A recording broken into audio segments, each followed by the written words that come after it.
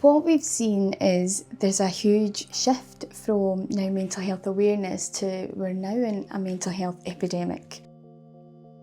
Mental health has been an increasingly big topic within the energy sector, and this is something you're very well familiar with. And right now there's so many headlines about projects being stalled, job losses. Just the other week we heard 100 job losses in Aberdeen.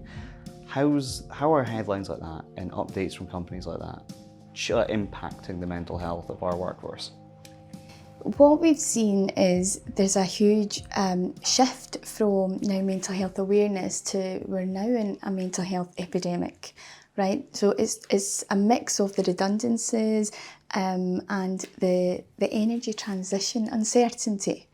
And so what that leaves people feeling is this grey area of not knowing and whether their jobs are secure, whether they'll have a job. I mean, we're used to having cyclical periods in Aberdeen, but this is just a bit different. This hits different because we've never seen this energy transition before, and we don't know what the future is for the North Sea. So what we are seeing now is this mental health epidemic in Aberdeen.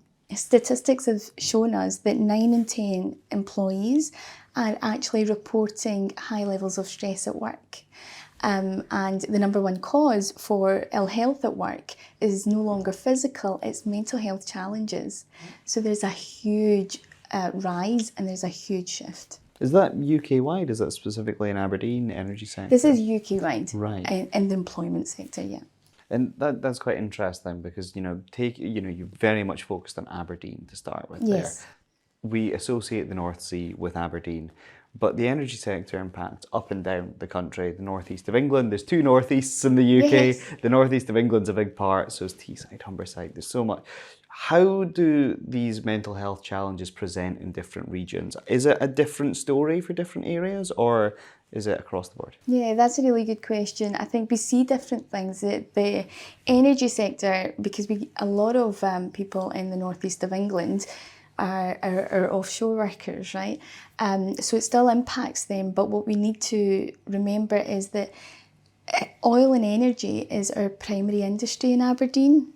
Whereas there are various other industries in the northeast of England, but there's also a huge socio-economic divide between Aberdeen and the northeast of England. So that alone brings its various pressures. So yes, although the pressures are still there, they are different and we see them differently.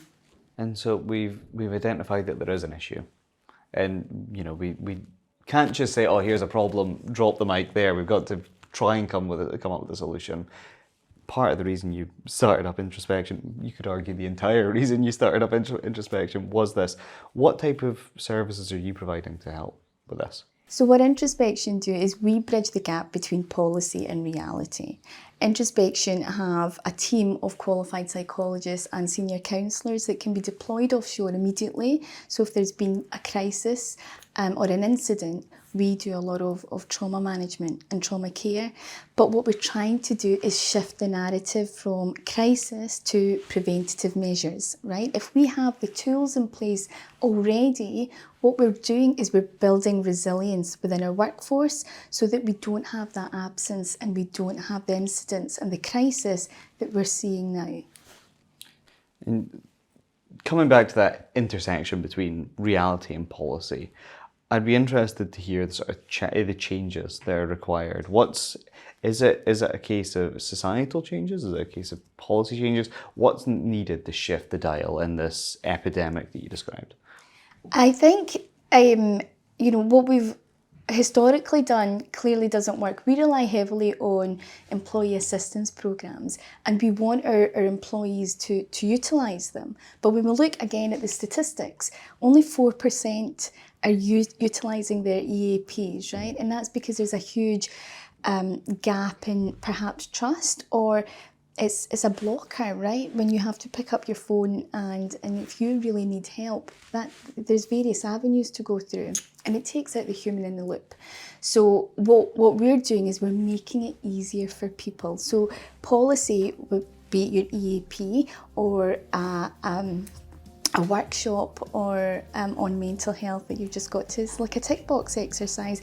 Let's make it a bit more real and human and personable, and we take it to individuals. So we go on site, we go offshore, we go to people and make it as easy as possible and as seamless as possible. And what we are seeing is we are beginning to reduce the stigma, right? So we are really leading on this mental health movement, especially in the offshore market.